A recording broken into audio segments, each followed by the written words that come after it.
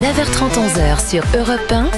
Culture Média. Thomas Hill. Et comme chaque jour, on démarre bien sûr cette émission avec la session de rattrapage de Jean-Luc Lemoyne. Et Jean-Luc, ce matin, nous recevons donc Philippe Val, un collègue de la matinale d'Europe 1. Oui, je suis très content d'être face à Philippe Val. Même si c'est impressionnant, car c'est quelqu'un qui s'y connaît en matière humoristique. Il a même sorti l'année dernière un essai qui s'intitulait Rire. Ouais. Vous ne pouviez pas le manquer. Sur son livre Rire, il y avait une photo de lui qui faisait la gueule. C'est vrai, ça. Ce qui n'est pas antinomique. Car pour Philippe, on n'est pas obligé d'être humoriste pour être drôle. Shakespeare est à mourir de rire, Balzac est à mourir de rire, mais vraiment, tous les grands artistes sont drôles. Un grand artiste triste et un petit artiste. D'accord Philippe, mais je crois qu'il y a Daniel Guichard qui veut vous parler. Dans son vieux par-dessus râpé. Voilà ce qu'il vous dit, le petit artiste. Évidemment, quand on parle de Philippe Val, on pense immédiatement à Charlie Hebdo, qui a toujours eu une ligne éditoriale bien définie, selon Philippe. Charlie Hebdo, dès sa naissance, a ri avec la mort. C'est ça, c'est un rire tragique. Ben c'est vrai, mais de toute façon, on ne rit pas des choses heureuses. Le rire doit être libérateur, c'est pour ça qu'on peut avoir des fous rires aux enterrements. Enfin, sauf si c'est le sien. Même une crémation peut être drôle. Il suffit juste de mettre un peu de maïs dans le mort. Le rire mène à tout, même au plus haut poste, comme le président ukrainien Zelensky. Et pour Philippe, ce n'est pas étonnant. Les grandes personnalités d'État sont des artistes, ont une dimension instable. De Gaulle en avait une, et Churchill, c'est une évidence. Peintre, drôle, alcoolique, un peu bipolaire. Vous avez totalement raison, Philippe. En ces temps troublés au manque de dirigeants alcooliques et bipolaires, les Russes et les Américains sont très en avance sur nous. Mais notre classe politique travaille bien. Je suis très optimiste quand je vois ceux qui arrivent. Ah oui.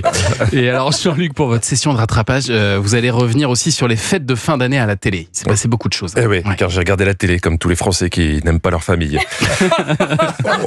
on va commencer par le soir de Noël. Le soir où toutes les rédactions cherchent désespérément un journaliste volontaire pour présenter les JT, ou un journaliste orphelin, ou un journaliste qui a tué et mangé ses proches, bref, un journaliste seul. J'ai donc regardé LCI à minuit pile, le soir de Noël. Le Père Noël vient de passer, et c'est une douce nuit, une sainte nuit. Les Nord-Coréens sont tués les uns après les autres par des drones kamikazes. Ça, c'était à minuit. C'est ça l'esprit de Noël qu'on aime. Merci LCI. Je pense que si t'es tout seul chez toi, tu peux essayer de t'ouvrir les veines avec la petite tache en plastique qui est sur la bûche. Moi, quand j'étais gamin, je sais pas vous, mais il y avait la messe de minuit à la télé. Vous vous souvenez ? Bien sûr. Donc j'ai été sur CNews. Je me suis dit, eux, tels que je les connais, ils vont pas oublier Noël. Et ben voilà, enfin une messe de minuit en direct du Vatican. Eh ben non, c'était de la Garenne-Colombe.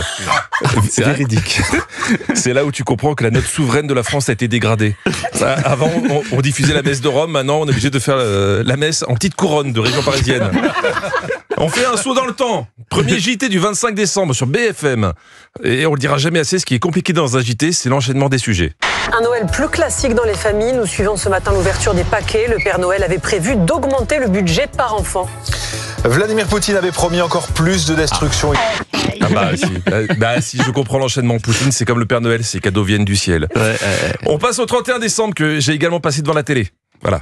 Si toi aussi t'as une vie de merde, envoie Jean-Luc Lemoyne au 3636 pour partager ta déprime. Le Graal, quand t'es journaliste, c'est quand t'es envoyé spécial sur un grand événement, comme à l'époque la place Tiananmen. Là, Laura Baquet couvrait le réveillon dans un cabaret alsacien. 2000 spectateurs venus de toute la France. Une spéciale dédicace à la chenille qui a été faite par les spectateurs. C'est dur. Quand t'as des envoyés spéciaux pour couvrir des chenilles à Kirchwiller, c'est que l'actualité va pas trop mal. Sur CNews, d'après vous, qui était de garde ?